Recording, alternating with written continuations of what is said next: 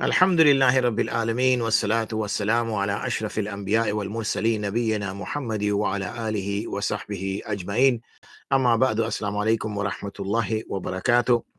Jazakallah khairan, all of you, for joining FiqHour. I know the timing, we've discussed the timing already. It is a difficult time, but it's currently the only time that I can squeeze out of my schedule, folks. So please do bear with us.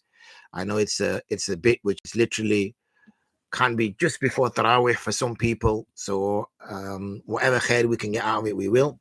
There's no other time I can squeeze this in. Obviously, when we go on itikaf, inshallah, then it might be more challenging because then for most people, they might be at work or something. But we're trying as best to meet everybody's needs with the schedule that I have in Ramadan. The theme for today, inshallah, is the rights of children, parenting. Okay.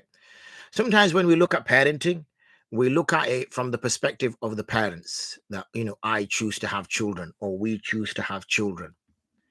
And we know that one of the reasons for marriage itself, and I'll discuss marriage in great detail another time, one of the reasons for marriage itself is to have children. Why? Because we have to maintain our yani species. Forgot what we were then. We have to maintain our species. We have to make sure that there's another generation which comes after. But it's not just for the sake of maintaining our species. It's more for the sake of making sure that when it comes to Muslim children, that we're raising our children Islamically so that the next generation, there is still a voice of Islam. So when it comes to parenting and when it comes to children and when the children arrive in this earth, then we have a duty and a responsibility to that child in order to make them be ready for the world. That's one of the first things, is how to deal with the world. So there's usually the immediate things that needs to be taken care of. Once we wean them off providing food for them, they've got to learn how to eat. They've got to learn how to dress. They've got to learn how to go to the toilet. That's usually the key things that they need to learn at very early stage once they become independent. They also need to now start kind of learning self-esteem, self-respect, self-confidence. So they need to value themselves. Hence, when it comes to, God forbid, if ever the husband and wife were to split up, then this is the responsibility which is usually put at the mother, and she takes custody in order to make sure that that child receives those attributes. In Islam, there's no point being shy about it. We're not going to shy away from it either. That it does give very gender-specific roles. So the father, the man, the husband is given the job and the role and the task of being the so-called breadwinner. His task is to make sure that there's sufficient funding that will provide a roof over people's heads, clothes on their back, and food in their stomach, or on the table first, or on the dastakhan, then the stomach. So that's his job. He needs to work for whatever hours he needs to work. And obviously, we've talked about business and about halal earnings in the past, and we will again in the future. That's his job, is to earn halal and bring that home, so that at least his wife and his children are being provided some provision. The children can't work, they're too young. The wife can't work because her responsibility is, as we said, with these gender-specific roles, to raise these children. In the very early stages, it's the mother who's putting a lot of input, teaching the child about love, teaching the child about mercy, about caring, about respecting. Key qualities. And as I said, those 4 key areas, having that self-respect, self-esteem, self-confidence. One of the things, unfortunately, we do, and the hadith speaks against it, is we frighten children, or we undermine children, or we find faults in children, or we ridicule children. And what that does in those early formative years is it destroys the fitrat of that child.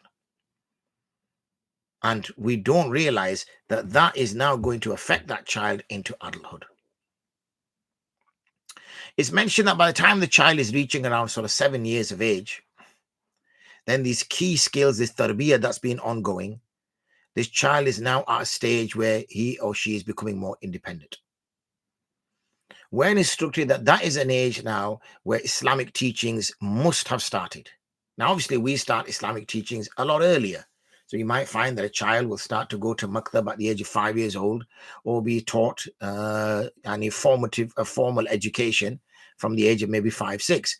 But when it comes to qualities, etiquettes, akhlaq, mannerisms, a mother is normally instilling that in the child literally when the child is born. And as more as the child starts to understand their surroundings, the more the child becomes aware. And it's through positive reinforcement, not too much negative. Okay, so if it's going to be, 80% positive, 20% maybe negative. Why? Because positive affirmation is a far better way to teach young children than it is to be negative in that way. There has to be a time, obviously we live in a real world, where the mother and the father has to apply some kind of realism and therefore do tell the child off or raise their voices if need be, where they feel the child is behaving alhamdulillah, behaving inappropriately. And that's, as I said, up until that kind of key age. When the child is reaching by the age of 7, that child should be a confident child, a happy child, a loving child, a respecting child, a respectful child, because of that upbringing that they've had. And now you see, now asking the child to behave in a certain way, to learn certain things becomes a lot easier. So the child needs to understand about the gender, the fact that, girls and boys, we don't mix together. That is made quite clear to them, that they should understand what salah is. They should understand what fasting is. They should understand what hajj is in this basic form. And they should now start to become more and more aware of tahara, cleanliness, purity, especially for the young girl who could, as early as 9 years old, start her menstrual cycle. So she needs to be aware.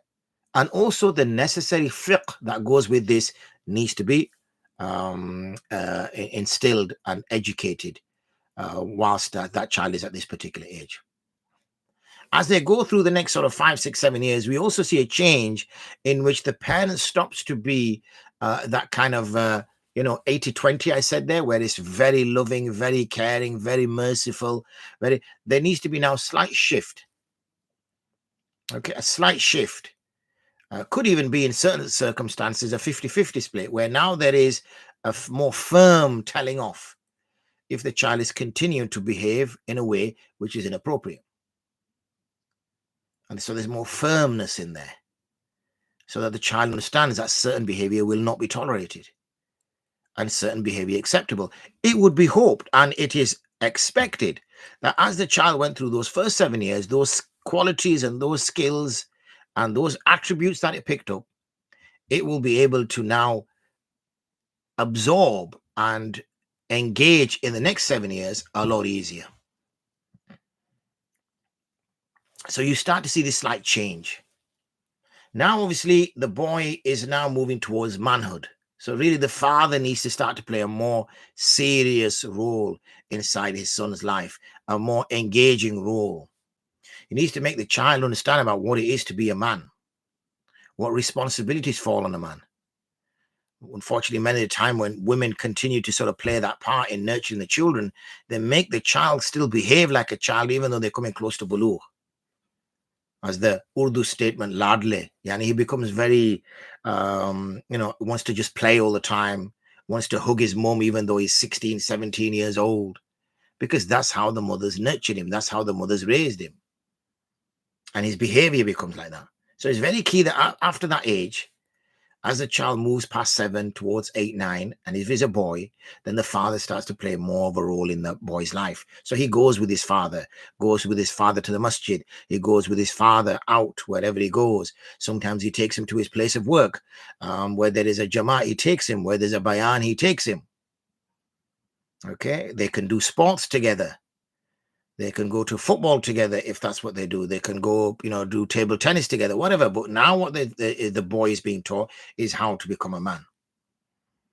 So these next 7 years are crucial. The next, obviously, 7 years or so for the young girl is to now be spending more time with the mother, even though she was spending that time with the mother anyway, is to understand now the role of a woman in Islam as she heads towards womanhood. And again, the mother needs to ensure that whatever skills, whatever attributes she needs, that these are being instilled in her those next crucial 7 years. Now they've got to the next set of 7 years, which is they've gone up to 7, they've gone up to 14, and now they're going to go from 14 to 21. So between 14 to 21, you're now seeing another shift. And this other shift now is becoming less of a instructor, but more as a facilitator. Still laying the law down, but you're seeing less of, less of instructing, less of that, but more alike decisions, supporting them, advising them in that. But it's crucial now for the next 7 years that that child starts to, the wheels, the stabilizers should start coming off now. So the child starts to, as they're going into adulthood, most of them now will be baligh. After 14, they will all be baligh or considered as baligh. So now as they're baligh, they're, according to Sharia, grown men and women. Yes, in the societies that we live, because of the way they're structured, they may still be called a child. But according to the law, according to Sharia, they're now adults. They're expected to pray Salah. They're expected to get up for Fajr. They're expected to go for Hajj if they had the funds. They're expected to give Zakah. They're expected to fast. They're expected to behave in a certain way. They will be sinful if they commit a sin. They are no longer ma'soom. So this awareness now, they need to start. So if the parent is still making decisions for the child, then in that sense, this child will never learn to be independent. And they should, at this age now, be independent. So 14 to 21, there's more of a facilitator, advisor, sounding board, somebody who, yani, if this child makes a mistake, then what went wrong? What could you have done it differently? What was the problem? Why did you decide that? What caused that? And remember, the child themselves will be coming back to the parent because of the first set of 7 and the second set of 7 years. That child will naturally come because they will feel confident. They will have self-esteem. They will have self-worth. They will not feel that, oh, my father's going to ridicule me if I go and ask him this question, or my mother's going to ridicule me if I ask her this question, because they're going to think, what, are you stupid? Are you thick? Oh, I didn't know you were doing this. And they're not going to be judgmental, but rather they're going to be supportive of me and help me through this. And then once we get past 21, usually this is an age now where one should be looking for a spouse to settle that young person, because it's the last stage of the rights of the child. And that could be either immediately, or it might take a year, 2 years, 3 years, 4 years, depending on surrounding circumstances, opportunities, whatever that come with it, until you find a suitable spouse for the man, or find a suitable spouse for the woman. And then, because you've given the child a good upbringing of 7, 14, 21, and now this new phase, then even when they become married men and women, they will still feel confident and comfortable to come back to their parents and discuss key matters and key steps in their life for mashwara.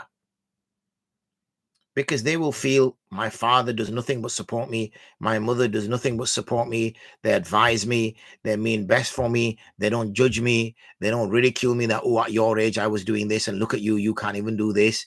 They're going to help me through this. They're going to make me a better person. They're going to make me a more rounded person. So you find, and this is the key bit which we started off with, that when it comes to parenting from an Islamic perspective, then parenting is all about the rights of the children. We always position it, especially because we're adults and we're parents in the first place, of, oh, my children should respect me. Right? That's their children. My children's job is to respect me. And if they don't respect me, they're useless. They're not like, they're this, they're that, and the other, whatever. Yes, of course, your children should respect you, but your children will respect you if you give that nurturing the way I described it to you. But if you're aggressive with your children, if you're a military dictator with your children, if you show no love to your children, if you undermine your children, if you laugh at your children, if you ridicule your children, if you unnecessarily frighten your children, then there is going to be no way your child is going to show respect to you. Absolutely not. Why? Why would anybody who is treated in that way show respect?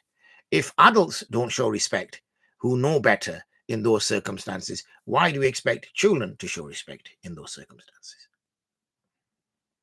And that's what's changed, unfortunately.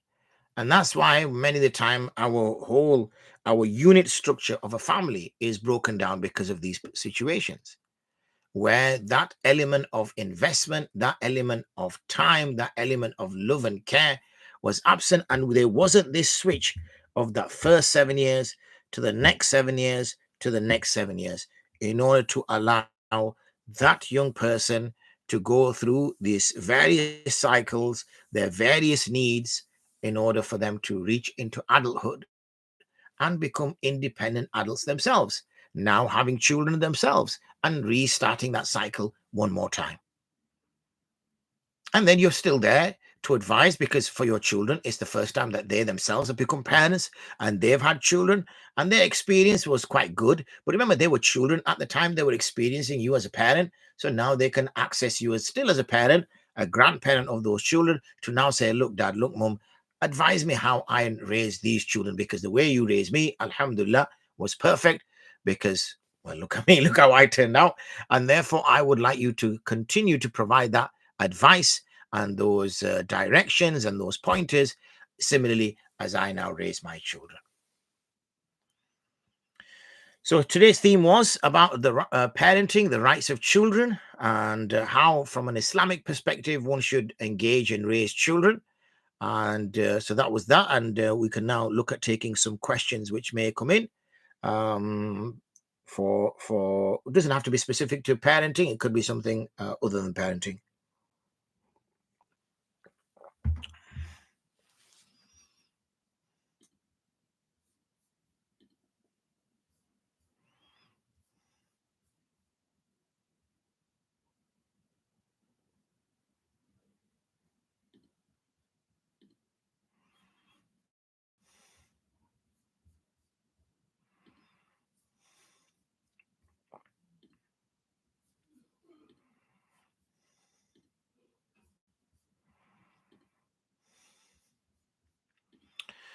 Assalamu alaikum. I hope that you and family are well. Wa alaikum salam. Alhamdulillah, all is good. Barak jazakum khair for asking. Would it be wrong if one did not accept the view of Laylatul Qadr being outside of Ramadan and believe Laylatul Qadr to be in the last odd nights of Ramadan? Absolutely. There's nothing wrong in having that belief. The only thing is, obviously, one cannot say with certainty. That's the issue, because otherwise we would have been told certainty, yaqinan, this is the day. But we weren't told yaqinan, this is the day. Or we have hadith which give these specific pointers. So that's the only thing. If it was explicitly, categorically written in a sound narration or in a verse of the Quran, then we would say absolutely this is it. But because that hasn't been mentioned, then that's the only reason we don't say with certainty. But the hadith do point to Ramadan, and then in Ramadan, they do point to the last 10 days, and then in the last 10 days they do point to the odd nights. So absolutely, that would make the most logical sense.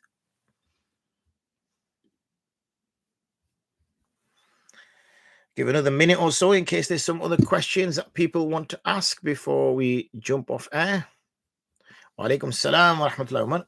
How are you? If you have a question, now's a good time to ask, sir.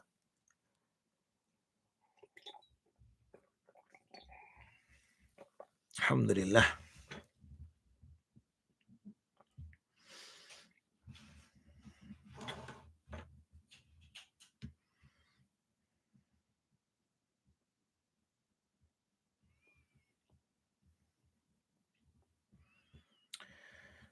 "30 seconds I'll give, inshallah, if there is questions. Lots of folk on Facebook, but no questions yet on here.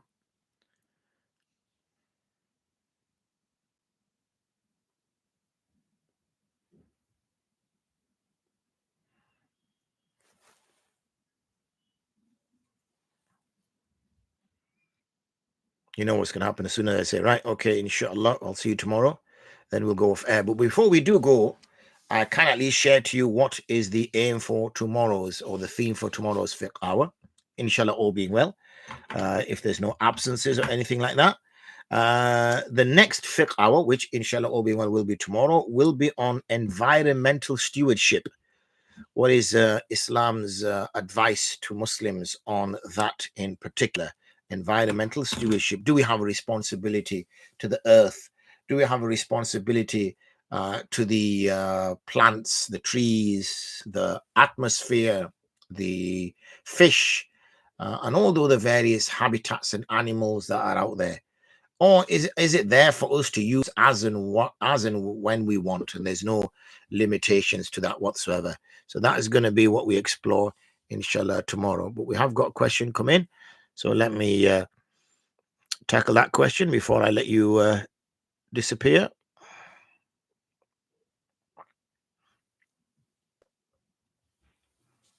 I'm just gonna do that so it pushes it up. Oh, so as we see in the Western country, we're seeing the growth in the understanding of faith. Old traditions are dissipating and a purer form of deen is coming through. Absolutely, absolutely. I met a young Maulana at the masjid that I went to for a lecture on Sunday. Young is my son's age, and he asked a mas'ala with regards to the dua that is done between when we do 2 units of 2 tarawih. So we do a unit of 2, and then we stand up immediately, then we do another unit of 2 and we sit, and that's that's the pause that we have in the middle. Now in that, there was like virtually fixed, the masajids would put a dua on the wall, and it would be fixed as though we had to read it, and it was kind of looked down upon if you didn't read it. However, that's not been proven from hadith. So he said, Mufti Sahib, what's your position on that? So I explained, and he says, alhamdulillah, that's my understanding of it as well. So I said, fantastic. So I said, no, I'm very happy to hear that you're trying to remove, just as Omar is asking that question there, you're trying to remove traditions, practices that have just kind of become fixed in our religion as though it is haram not to do it and it is fard to do it. And that's primarily become about because we were a people that were very limited in our literacy, both general literacy and also religious literacy. So the ulama couldn't really spend that much time with us to differentiate between mustahab, wajib, fard, sunnah muakkada, sunnah ghair muakkada, makruh tanzihi, makruh tahrimi. And they didn't have time. So they thought, look, it's easy just to say, you can do this, you should do this, and you shouldn't do this. And it made life simple. However, what's happened is when that's been brought over, we've become, certain practices which have become rigid. So we have, for example, this congregational dua after a fard salah. We have now, for example, when you do ta'ziyat for somebody, there's now a congregational dua there. Now, all these have been practices that we've brought over from Pakistan, India, Bangladesh, whatever, and we continue to practice them to this day. But now you're getting, alhamdulillah, the new ulama coming through, but it's not necessarily the new ulama coming through. It's also because we're getting this generational shift, exactly what Umar is hinting at. Because it's unfortunate, it's difficult to get people to change their old ways, because that's how they've always done it. In fact, my father, Allah bless him, he's alive. When we were talking about this Jama Dua, and he says, look, Amjad, I get it. This is wrong. This is wrong. But it's become so embedded in our culture. It's just now, it just feels wrong not to do it, because that's how and this is the sign of a bid'ah, is that it becomes so norm that it feels wrong not to do it. That's the issue, because we've made something part of the deen which is not part of the deen. So it's good to see, alhamdulillah, that now, with the newer generations coming through, the people who are now in their teens and people who are now school age, and they're now kind of taking advice from third generation, ulama that have been born here. And they're now starting to kind of get the purer form, because the literacy level has gone up. There's no blind following anymore. So you'll see that increasing. But let's get the question. The question says, how do you see the unity emerging as we understand the faith? What will happen is that the unity will come in, because one of the things that will disappear is the old baggage of the various so-called sects that existed. Again, I use always the Indo-Pak as an example. and how when we've, I recall very clearly that there was such heavy, hatred, for want of a better word, hatred between groups, that, oh, these are biddatis, these are this, these are kafir, and these type of phrases were being used like it was, he was just kind of deciding what you're going to have for supper. And then when you've seen a generation shift happen, that slowly has died down. Now with the next generation shift coming in, I think that will go further away. And then when the next one will go, so it will become, and when you start to break down barriers of what differentiates us, and you now start making bridges of what makes us the same, you will see that happening, inshallah. So I'm optimistic that you will start to see that happening when we get this better understanding of our deen.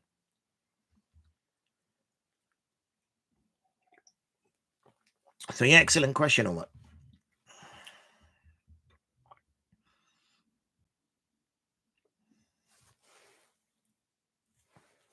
I'll give another minute or so to see if there's any other questions flying in.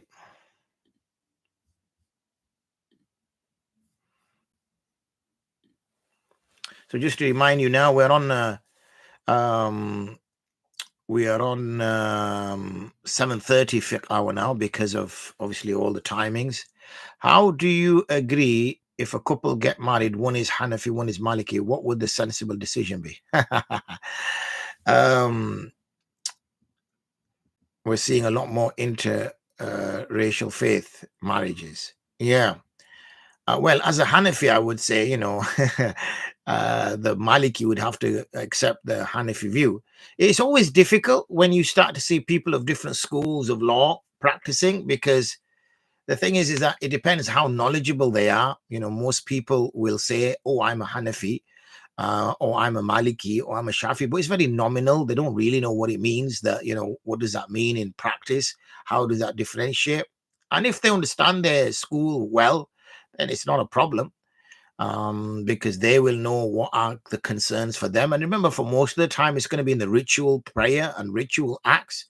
Very rarely is it going to be something big difference in, say, zakah, apart from jewelry, I guess. It's not going to be that much of a difference when it comes for, say, Hajj. You find the Maliki school is more fitting and convenient, shall we say, or easier to follow. So in that way, you find that there's not that many concerns that should come through. It's usually wudu and salah. And because that's a private affair, then it's not too much of a concern. So I don't think there's going to be that much of an issue there. Obviously, it makes it easier if everybody, because, usually one person is more knowledgeable in the deen than the other. So if, for example, of the two of them, one is more knowledgeable, then it's obvious that is going to have an impact. I guess the only point where there's going to be some kind of disagreement or discussion is when it comes to the children. What sort of legal school will they follow? But I guess then that's where the father's influence will come in, if he has the influence, in order to make that happen. What are the best practices for the last 10 nights of Ramadan? MashaAllah. So the last 10 nights of Ramadan, obviously, time goes so quickly. Today is, I think, our 8th fast, isn't it? Or 7th fast. Tuesday, Wednesday, Thursday, Friday, Saturday, Sunday, Monday. 7th fast. Okay. So it's our 7th fast. So already we're munching into the first 10 are gone. So time flies, and before we know it, the next 10 will be gone, and then we'll be into the last 10. So in the last 10, I would sincerely advise people is to, if they can take some time off, take some time off and really connect with your faith. It is only 10 days in 365 where you can really connect with your faith, and it will benefit the next 355 days. Most of the people have been going to school, college, work, whilst they've been fasting so far. And that's not a problem. They've obviously tried their very best to recite some Quran, maybe at lunchtime.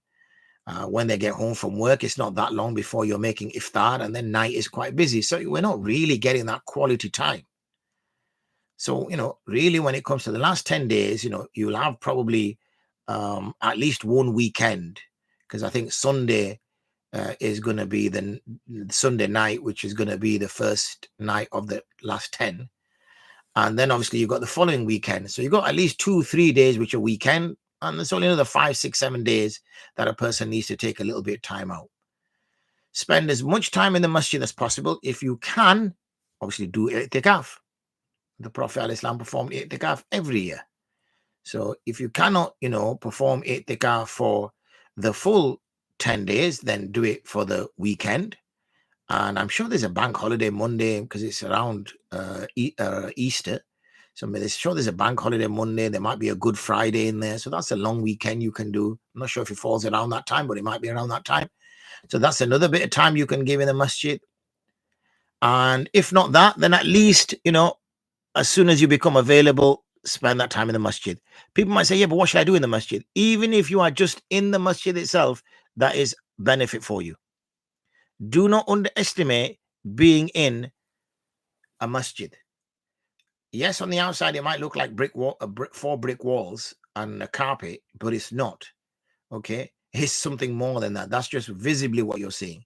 This is a place which is being built solely for the worship of Allah. It is a building which is dedicated for the worship of Allah. So when you walk in there and you make niyyah, then you are in the company of the angels. You're in the company of, you should feel it, of Allah. So even if you just sit there reflecting over your life, decisions that you've made, how you could have made those decisions better, brilliant. Learn a little bit more. There will be always ulama available. Most masajids, alhamdulillah, they have some kind of educational lectures thing going on. Enjoying them, sit in them. There will also be ulama there after Dhuhr Salah, Asr Salah, Maghrib. Talk to them. See what you need to do. See what you need to fix. Don't let this opportunity slip you by. Make your istighfars, recite your Quran, do other acts of worship. There are many nawafil. We spoke about nawafil. I think it's a couple of episodes earlier. Go pray those nawafil. Might be a rare opportunity that you get that chance. Could be an opportunity where you can make takbir tahrima for every prayer of the day. It's rare things of that nature. It's not always intellectual, you see. There are 3 aspects of you. One is your body. I'm trying to bend the right finger. One is your body. One is your mind. And one is your soul. So remember that. The body, obviously, it's what you put inside it, making sure you're eating halal, making sure you're eating tayyib, things which are good for you, not things which are bad for you, not eating excessively. But anyway, I get ahead of myself. I'm going to do a lecture on that anyway shortly, inshallah. So we'll talk about that a little bit more. So I hope that gives a good indication as to how we should spend the last 10 days. The Prophet ﷺ was the best example. And what did he do? He used to seek the night of power. And when did he used to seek the night of power? He would free himself from all activities, all worldly activities, for those last 10 days to seek the night of power. And he would go to the masjid in order to seek the night of power. And therefore he would spend that time in there looking and searching for the night of power, knowing that its value is so high. We hear the dua at the time of iftar is accepted. What's a good dua to do then? And what and I'm just going to type here just so it pushes up, because I have these little emojis and then I can't see the text.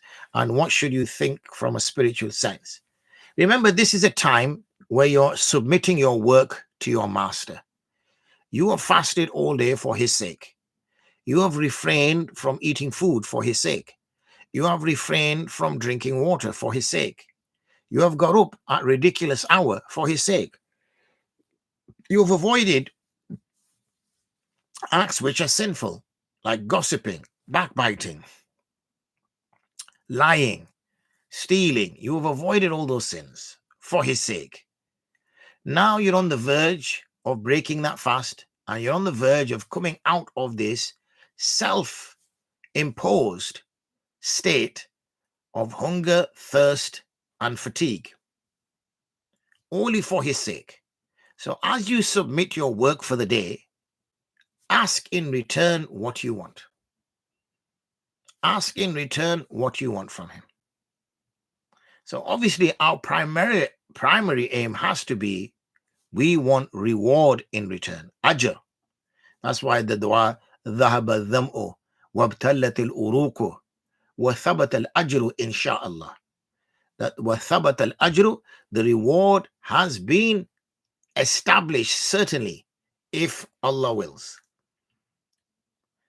So that's one thing we are. And we know Allah in a hadith it mentions that Allah himself will reward the people for the fast because it's such a remarkable act of worship.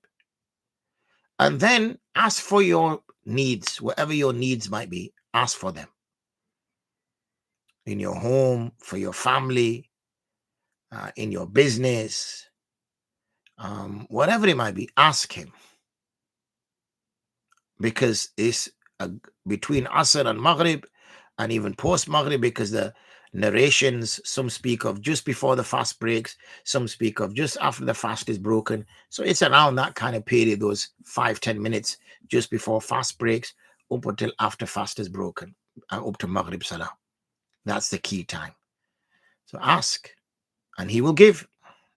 In terms of what should you be thinking from a spiritual sense, exactly that. You're submitting your efforts to Allah. You're apologizing for any, poor effort, because you might have done something in the fast which was inappropriate. You might have used bad language. You might have done this. You might have done that. So for that, you're embarrassed. So you're apologizing for that. But also you've done some ajr. You've done some work, rather, which you are seeking ajr for. So that should be the time, the type of dua, and also what should be your state of mind.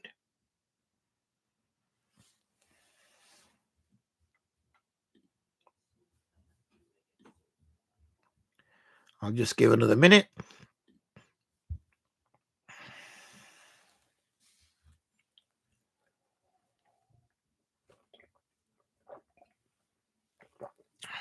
So just again to remind you, the next fiqh hour, which inshallah most likely will be tomorrow if all goes well, is going to be about environmental stewardship. What do we have any responsibilities for the earth and its inhabitants, or are we free to use it as we please when we please? Jazakumullah khairan. Till tomorrow inshallah. Wa akhiru da'wana and alhamdulillahi rabbil alameen. Assalamu alaikum wa rahmatullahi wa barakatuh.